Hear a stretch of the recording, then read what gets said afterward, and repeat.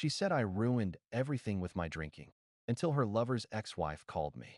I got sober, gathered every piece of proof, and walked into court with calm eyes and a clear conscience that I used to drink. Not the falling down, shouting at walls kind of drinking, just the slow, creeping kind that seeps into your evenings until you forget what normal feels like. It started after my mother passed. A glass of whiskey after work became two, then three. My wife, Jenna, would sigh and say, "You're slipping again." She wasn't wrong. Still, I worked hard. I never missed a day. I thought that mattered. Turns out, effort doesn't mean much when someone's already decided who you are. Jenna and I had been married 7 years. We met in college. She was bold, smart, ambitious. I was quieter, more analytical. She worked in marketing, and I was a data analyst for a logistics firm. She used to joke that I could find patterns in people the way I found them in spreadsheets. But I didn't see hers coming. It started small. She began working late more often, campaign deadlines, client dinners, strategy meetings. I didn't question it at first. I was too busy trying to stay sober to rebuild the trust I'd already strained once before. Then came the changes. She started guarding her phone, keeping it face down. She switched to longer showers, took calls on the balcony. I'd wake up at 2 a.m. and find her checking emails. I told myself I was paranoid, because that's what she said. "You don't trust me because you don't trust yourself," she'd whisper, voice calm, like she was the sane one.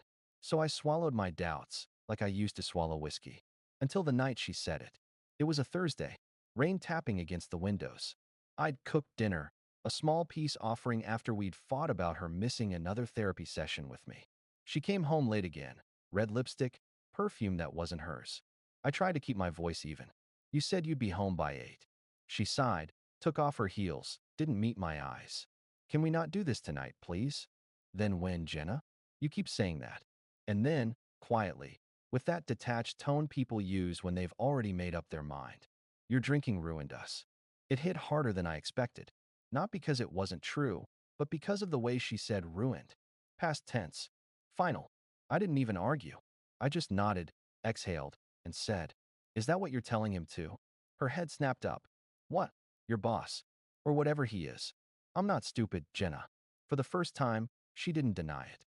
She just looked away. I remember this cold, surreal calm washing over me. My heart didn't race. My hands didn't shake. It was like something inside me just shut off.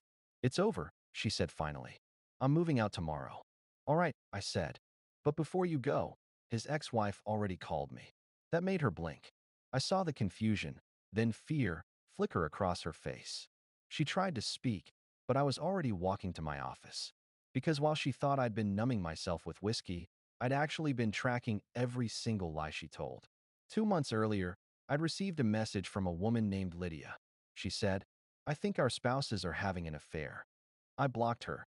I wasn't ready to believe it then. I thought it was some bitter ex trying to stir chaos. But when Jenna said, "Your drinking ruined us," something inside me snapped into perfect focus. So I unblocked Lydia, and I downloaded everything. Every phone log, every text backup, every location ping synced to our shared account. While Jenna was packing her things upstairs, I sat in my office, staring at timestamps. I mapped out their meetings, the fake business trips, the nights she claimed to be at late strategy sessions. And it all lined up. Every client dinner was a night he was out of town too. Every late meeting was a call from a hotel Wi-Fi connection. I compiled it all, neatly, precisely, the way I would for any other project. I wasn't drunk. I wasn't angry. I was clear, cold, focused. When she came downstairs with her suitcase, I looked up and said quietly, "Good luck with the divorce. I'll see you in court." She froze. "You're not serious." "Dead serious." And then, for the first time in months, I smiled. The night after she left, I didn't sleep. Not because I was heartbroken. I'd already been grieving that marriage for months, but because something in me had shifted. That numb calm was still there, humming like white noise under my skin. I sat at my desk, the glow of my laptop cutting through the dark. The whiskey bottle on the corner of the desk was untouched. I didn't need it anymore. I opened a new folder on my computer and named it /Jenna/. Then I started working. First, I logged into our shared cell account. We'd never bothered to separate the plans. I exported every call and text record for the past 12 months. At 3 a.m., my screen filled with lines of data, timestamps, durations, numbers I didn't recognize. I built a simple spreadsheet.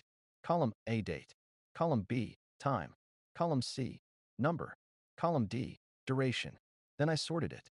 Patterns appeared like bruises on skin. There was one number she'd called 238 times in the last 6 months, sometimes for hours, sometimes for just a few seconds. Always at odd hours, 10:47 p.m., 2:13 a.m., 7:32 a.m. on Saturdays.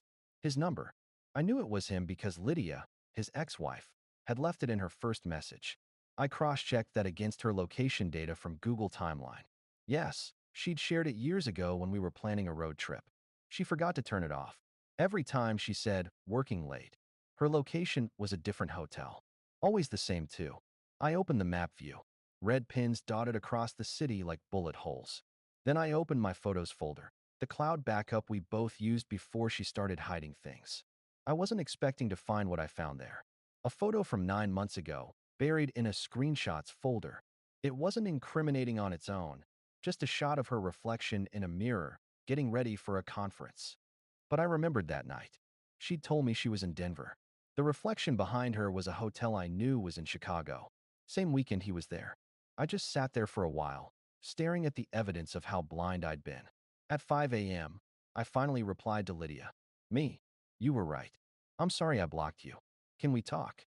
She replied 20 minutes later. Lydia, I didn't think you'd ever answer. He's still lying to both of us. I have proof. We talked that afternoon. She was calm, articulate, heartbreakingly composed. She'd found out about the affair almost a year earlier. Same clues, same lies, same fake business trips. Her ex, Nathan, my wife's boss, had been seeing Jenna for at least 10 months before our worlds collided. But Lydia had done her own homework. She'd saved screenshots, emails, even hotel confirmations. She sent them to me in a compressed folder labeled truth.zip. I opened it. It was all there. Messages about how he wishes he could be with her full time. Jokes about me being too distracted. Plans to finally tell their spouses after Q4. The affair wasn't a fling. It was a long-term deception built on shared arrogance. And it was documented. The next few days were a blur of paperwork, printing, labeling, sorting. I became a machine. I gathered financial records, call logs, emails, screenshots. Everything went into neatly labeled binders. I found an old voice memo from my phone, from a night last year when she'd gone to visit her sister. I had accidentally recorded myself talking to her on speakerphone while half asleep. Her tone that night, now that I heard it again, was flirty, distracted. She wasn't in her sister's car. There was male laughter in the background. I added that to the file. Then I called my lawyer. He'd handled small things for me before, real estate contracts, insurance issues. But when I told him what I needed, his tone shifted. You're serious about this? Dead serious. Do you want reconciliation or proof? Proof first. Then justice. Meanwhile, Jenna had gone radio silent. I knew where she was, at her sister's apartment downtown. I didn't text her, didn't call, didn't beg. 2 weeks later, a formal notice arrived from her attorney. Petition for divorce, irreconcilable differences. No mention of infidelity. Of course not. I smiled. They always start that way. I spent the next 2 months building the most meticulous counterclaim my lawyer had ever seen. Adultery, emotional distress, intentional misrepresentation. When we filed, I included attachments A through G. Exhibit A, cell phone records, annotated. Exhibit B, Google timeline data. Exhibit C, screenshots from Lydia. Exhibit D, email correspondence. Exhibit E, voice memo transcript. Exhibit F, financial transfers to Nathan's private consulting fund. Exhibit G, copies of hotel receipts, in her name, paid with our joint card. When my lawyer finished reading it all, he just exhaled and said, "This isn't a case. It's a demolition." 2 days after filing, I got a text from Jenna, the first in over a month. Can we talk? I stared at it for a full minute. Then I replied, talk to your lawyer. She called immediately. I didn't answer. 2 minutes later, she tried again. Then again. Finally, a voicemail. Please, it's not what you think. I made mistakes, but you can't just. Click. Deleted. A week later, Lydia and I met for coffee. It wasn't romantic. It wasn't even friendly, Really, just two people bound by the same betrayal. She looked tired but relieved. You look different, she said. Sober suits you. Yeah, I said. Anger's a hell of a detox. She laughed, but it was sad. We talked for an hour about the lies we'd both been told, the overlapping timelines, the excuses that matched word for word. When she told me Nathan had already tried to patch things up with her after realizing the affair was coming out publicly, I didn't even feel angry. Just pity. Because I finally understood something. Jenna didn't leave me for love. She left because she wanted validation. Because I'd stopped making her feel like she was the center of the story. And the irony was, she'd fallen for a man who made her a footnote in his own. By the time our first court hearing arrived, I was ready. My lawyer was ready. Even Lydia was ready. She'd provided her own sworn affidavit, confirming Nathan's pattern of infidelity. Jenna's attorney tried to argue privacy invasion. My lawyer calmly presented the signed consent forms for shared accounts.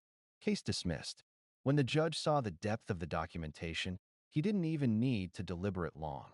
Jenna's request for spousal support? Denied. Asset division? Adjusted in my favor. She left the courthouse pale, shaking, and silent. I didn't say a word. I didn't gloat. As she passed me in the hallway, I just said, "You were right, Jenna. My drinking did ruin us. But not the way you think." She looked at me, eyes red, voice cracking. "You planned all this." "No," I said softly. "You did." And I walked away. Update 1. It's been 6 months since the divorce was finalized. Half a year of silence. Half a year of learning what to do with quiet. I live in a smaller apartment now. 2 rooms, 1 window that faces east. Mornings are the best part of my day. The sun crawls across the brick wall outside, and for a few seconds the light looks exactly like it used to in our old kitchen. Except there's no one there to ruin it. The whiskey bottles are gone. Not because I threw them away, but because one morning, I realized I just didn't need to reach for them anymore. There's peace in being uncomfortable and staying that way. My therapist, yes, I finally went, said that's what sobriety really is. Not drinking is the easy part. Sitting with yourself without running is the hard one. She's right. Work's been good. Better, actually. I got promoted last month. People say I'm more focused, sharper. I laugh sometimes when they compliment me. They think I changed because of discipline, but it's really because of clarity, that clean, ruthless clarity that comes after betrayal. When someone breaks you that completely, you either collapse or rebuild with precision. I chose the second. The night I signed the final papers, I went home, opened the /Jenna/folder on my laptop, and deleted it. Every photo, every file, every piece of evidence I'd spent months collecting, gone in one click. It wasn't forgiveness. It was freedom. Lydia and I kept in touch for a while. Mostly updates about the case, a few check-ins. She sold the house she'd shared with Nathan, moved states, started working with a nonprofit that helps women rebuild after divorce. She sent me one last message 3 months ago. You did what most people can't. You didn't just survive, you outgrew it. I didn't reply. Not because I didn't care, but because there was nothing left to say. Last week, though, I got a message that brought all of it rushing back. Unknown number. Just 3 words. "I'm so sorry." No name, no context, but I knew who it was. Jenna. I stared at the screen for a long time. It's strange, the way your brain can still recognize someone's voice even through a text. That combination of guilt and hope. Like she wanted me to forgive her so she could finally feel better. I didn't reply. 2 hours later, she called. I didn't answer. Then she sent another message. "Can we please talk? I know I don't deserve it, but I need to explain." I almost typed something. Something sharp, something final. But then I stopped. Because what would I even say? That I'm fine now? That I found peace? That I don't wake up angry anymore? That she doesn't get to have closure just because I worked for mine? No. So I turned off my phone and went for a run instead. Funny thing about moving on. You never realize you've actually done it until the person who broke you tries to come back. There was a time I would have picked up that call instantly, desperate for any scrap of connection. But that man doesn't live here anymore. He's gone, buried somewhere in the wreckage she left behind. The one who lives here now. He's sober. He's steady. He's a little lonely, sure, but it's a clean kind of lonely. The kind that doesn't rot you from the inside. That night, I went out to the balcony with a mug of coffee. Not whiskey, just black coffee, steaming in the cold air. I thought about her, about how she must have felt sending that text. about how maybe she's sitting somewhere, realizing too late that the person she left wasn't the same man she betrayed. And for the first time, I didn't feel rage. I didn't even feel pity, just distance, like watching a movie I'd already seen too many times. When I finally went back inside, I sat at my desk and opened a new folder. Not for her, not for the past, just a clean, empty folder called slash beginning slash. Inside it, I saved the first page of a journal entry. Day 182. 6 months sober. 6 months free. I used to think revenge was the finish line. It wasn't. It was the door. I walked through it, and the world is quiet now. I think I like it here.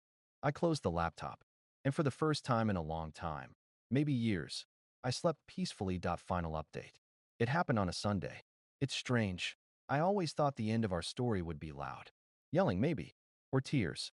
Something dramatic. Something that would feel like justice. But no, it was quiet. Almost too quiet. I was at a small cafe downtown, one of those calm places where the espresso machine hums louder than the conversations. I just finished a run, still in my hoodie, earbuds out, scrolling through emails. When I looked up, she was there. Jenna. She looked smaller somehow, like someone had turned the brightness down on her. Her hair was shorter, her eyes tired, makeup faint and uneven. For a second, I didn't even recognize her. Then I did. She froze when she saw me. I could see the conflict in her, whether to walk over or pretend she hadn't noticed. But she came closer. Slowly, carefully, like approaching a wild animal you'd once owned but didn't trust anymore. "Hey," she said quietly. Her voice cracked. I nodded. "Hey." That was it. No, "how have you been?" No fake smiles. Just silence and the faint hiss of the coffee machine. She asked if she could sit. I gestured to the chair across from me. For a moment, we just sat there. Two people with too much history and too little left to say. Finally, she spoke. "I know you probably don't want to hear anything from me," she said, her eyes darting between mine and the table. "But I needed to see you. Just once. To say I'm sorry. Properly." I didn't interrupt. She talked and talked about how it all started. How Nathan seemed like an escape. How she didn't mean for it to go that far. How she convinced herself that I'd stopped loving her, that my drinking made it okay to look elsewhere. And then, when everything blew up, the calls, the screenshots, the truth, she said she realized she hadn't been escaping me. She'd been escaping herself. I listened, because that's what closure really is. Not saying what you want to say, but hearing what you don't need anymore. When she finally ran out of words, she looked up. Her eyes were wet. "I don't expect forgiveness," she whispered. I had to face you sober once." That part hit me, because we'd both been drunk back then, just not always on alcohol. I took a sip of my coffee before answering. My hands didn't shake. "I'm glad you did," I said. "But I forgave you months ago. I just never needed to tell you." She frowned, confused. "Why?" "Because forgiveness isn't for you," I said simply. "It's what I needed to stop carrying you with me, to stop waking up angry, to move on." That made her cry, quietly, the kind of crying people do when they realize it's really, truly over. She asked if I was seeing someone. I said no. She smiled, like that gave her a tiny bit of comfort, as if it meant she hadn't been completely replaced. But she didn't know that I wasn't single because I was sad. I was single because I was free. She left first, stood up, thanked me for my time. That's literally what she said, and walked out. I watched her go. I didn't feel triumph or regret, just peace. After she left, I stayed for a while, staring at the condensation on my cup. I thought about how love can be like water, how it fills every crack until you can't tell where you end and it begins. And when it drains, it leaves the shape of everything it once touched. That's what she left in me, the outline of who I used to be. And weirdly enough, I was grateful for it. Because without that outline, I might have never learned where the real edges of myself were. It's been a year now since that day. I still get the occasional message, friends checking in, old colleagues who heard about everything. I keep my answers short. I've learned that not every story needs to be retold. I work out regularly. I sleep through the night. I visit my brother's kids on weekends and read again, something I stopped doing years ago. Sometimes, when the evening light hits my apartment just right, I catch myself thinking, this is what peace feels like. Not loud, not dramatic, just enough space to breathe without explaining yourself. And that's all I ever wanted. A few days ago, I found a photo while cleaning my files, the two of us, taken years ago at a cabin trip. We looked happy, genuinely happy. I almost deleted it. But then I didn't. Because that picture wasn't fake. It just belonged to a different lifetime. A different version of me. So I moved it into the same folder where I keep my journal/beginning/. Because even endings, if you look at them closely enough, are just beginnings disguised as loss. And this quiet, steady life I built, is proof that sometimes, walking away doesn't mean you lost. Sometimes, it means you finally stopped trying to win a game that was never meant for you.